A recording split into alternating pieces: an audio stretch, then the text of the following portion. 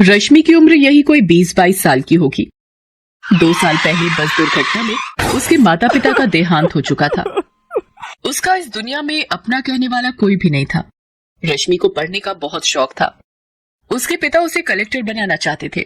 उन्होंने रश्मि की पढ़ाई में कोई कसर नहीं छोड़ी, मगर उनकी अचानक हुई मौत से जैसे रश्मि के सारे सपने बिखरने लगे। घर में जो कुछ भी जमा पूंजी बची थी, उससे रश्मि ने किसी तरह अपने कॉलेज की पढ़ाई पूरी की। उसके मन में अभी भी कलेक्टर बनने का सपना फल फूल रहा था, मगर पैसे की समस्या मुंह बाए खड़ी थी। पर रश्मि ने भी हार नहीं मानी। अपनी कलेक्टर की पढ़ाई जारी रखने के लिए उसने एक घर में खाना बनाने और बर्तन मांजने की नौकरी कर ली। जब उसके दोस्तों ने कहा, अरे रश्मि, तू पढ़ी लिखी ग्रेजुएट होकर अब बर्तन मांजने और खाना बनाने का काम करेगी? कोई भी काम छोटा या बड़ा नहीं होता, और फिर ये काम मैं अपना जीवन गुजारने के लिए नहीं, बल्कि अपने सपने को पूरा करने के लिए कर रही हूं। फिर रश्मि ने काम शुरू कर दिया। दिन भर वो जी तोड़ मेहनत करती और शाम को घर आकर पढ़ाई करती। जहां वो काम करने जाती थी, वहां से उसका घर करीब 5 मील पर था। तेज चलने पर भी 9 बजे रात से पहले घर नहीं पहुंच पाती थी। रात को लालटेन के सामने थकी हारी पढ़ने बैठती और ना जाने कब सो जाती, उसे पता ही नहीं चलता।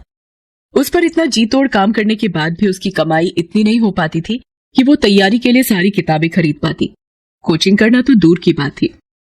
फिर भी रश्मि हिम्मत नहीं हार रही थी। जिस घर में रश्मि काम करती थी, उस घर का बेटा अमित भी यूपीएससी की तैयारी करता था।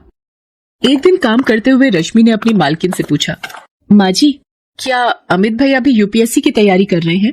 हाँ, पर तुझे उससे क्या? तू अपना काम कर। बड़ी आई इंक्वायरी करने वाली कि कौन क्या पढ़ रहा है। मालकिन की बातें सुन रश्मि ने जल्दी जल्दी अपना काम निपटाया और घर जाने को तैयार हुई। तब मालकिन ने कहा, कल जरा जल्दी आना, कुछ मेहमान आने वाले हैं घर पर, उनका खाना बनाना है। तेरे जो एक्स्ट्रा पैसे लगेंगे मैं दे दूंगी।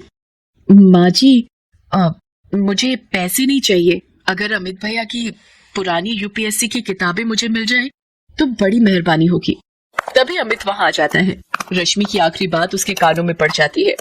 वो उसका मजाक उड़ाते हुए कहता है, अच्छा, तो तू कलेक्टर बनेगी हैं? अरे औकात में रह अपनी। तुझे पता भी है कि यूपीएससी क्या चीज है? अच्छे अच्छों को नानी याद आ जाती, नानी। तेरे जैसे लोग कलेक्टर बनने लगे तो हो गया देश का उद्धार।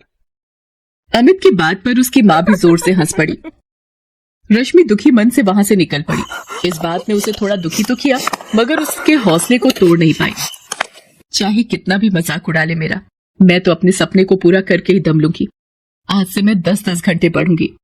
अब चैन से उसी दिन सोऊंगी जब मेरा सपना पूरा हो जाए, और अगर मैं इस सपने को पूरा करने के लिए मर भी गई तो वही सही। रश्मि ने ठान तो लिया, मगर किताबों की समस्या अभी भी हल नहीं हुई थी। अगले दिन वो फिर काम पर गई। वहां उसने सारे मेहमानों का खाना बनाया, और जब सब मेहमान खा पी कर चले गए, तब वो मालकिन के पास गई और बोली, माँ जी, सारा काम हो गया। आपने कहा था कि आप कुछ एक्स्ट्रा पैसे देंगी। अगर कुछ पैसे मिल जाएं तो मैं उनसे किताब खरीद लूंगी। मालकिन का सारा काम तो हो गया था, इसलिए उसके मन में कुटिलता पनप गई। उसने कहा, अरे तुझे किताबें ही चाहिए ना, तू अमित की किताबें लेती जा और उन्हें पढ़कर वापस कर देना। रश्मि को यही तो चाहिए था। उसने तुरंत हामी भर दी।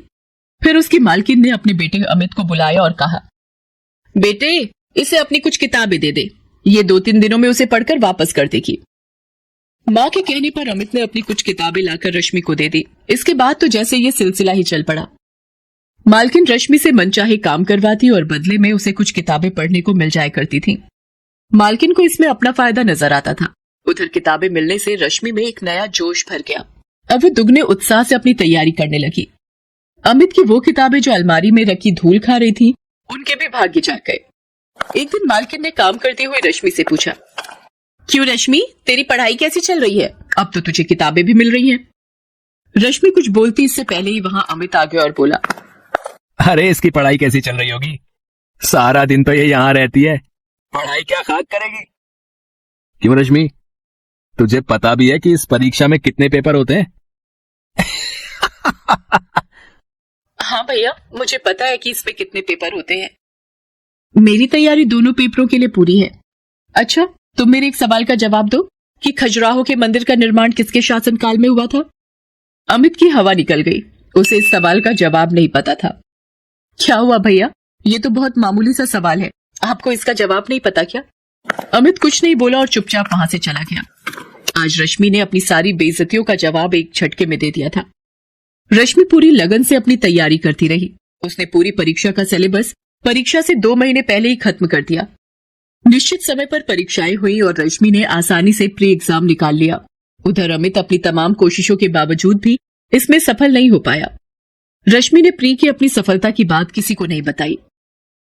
जब तक मैं इंटरव्यू नहीं पहुंच जाती तब तक किसी को यह सब बताना ठीक नहीं है। इस तरह लगातार परिश्रम करते करते रश्मि ने मेंस की परीक्षा भी पास कर ली। अब सिर्फ इंटरव्यू देना बाकी रह गया था।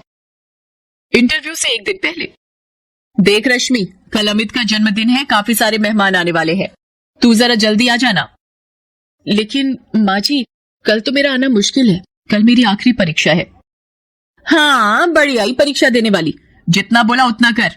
अगर कल तू नहीं आई तो फिर तुझे दोबारा यहां घुसने नहीं दूंगी। रश्मि ने मालकिन की बात नहीं मानी और निश्चित समय पर इंटरव्यू देने गई। मालकिन ने उसी दिन दूसरी नौकरानी रख ली। आने दो उस नवाबजादी को पगार मांगने, ऐसी खरी खोटी सुनाऊंगी कि जिंदगी भर याद रखेगी। मगर रश्मि उस दिन के बाद फिर कभी उस घर में नहीं गई। ईश्वर ने उसके भाग्य में कुछ और ही लिख रखा था। इधर मालकिन उसे खरी खोटी सुनाने का इंतजार करती रही, उधर यूपीएससी की परीक्षा का परिणाम आ गया। रश्मि ने 67वें रैंक के साथ न सिर्फ ये परीक्षा पास की थी बल्कि टॉप 100 में भी आई थी। शहर के सारे अखबार उसकी कामयाबी के किस्सों से भरे थे। अमित और उसकी मां ने जब अखबार के पहले पन्ने पर रश्मि का नाम और उसकी प्रशंसा देखी तो उनके मुंह खुले के खुले रह गए। कल तक उनके घर में काम करने वाली ने आज अपनी मेहनत के दम पर वो मुकाम हासिल किया था कि अमित और उसकी मां जैसे लोग उसके आसपास भी नहीं फटक सकते थे। उधर रश्मि आज बहुत खुश थी। आज उसकी सफलता ने न सिर्फ उसका और उसके पिता का सपना पूरा किया था बल्कि अमित और उसकी मां जैसे लोगों के मुंह पर ताले भी लगा दिए थे, जो किसी की हैसियत देखकर उनके दिमाग का अंदाजा लगाते हैं।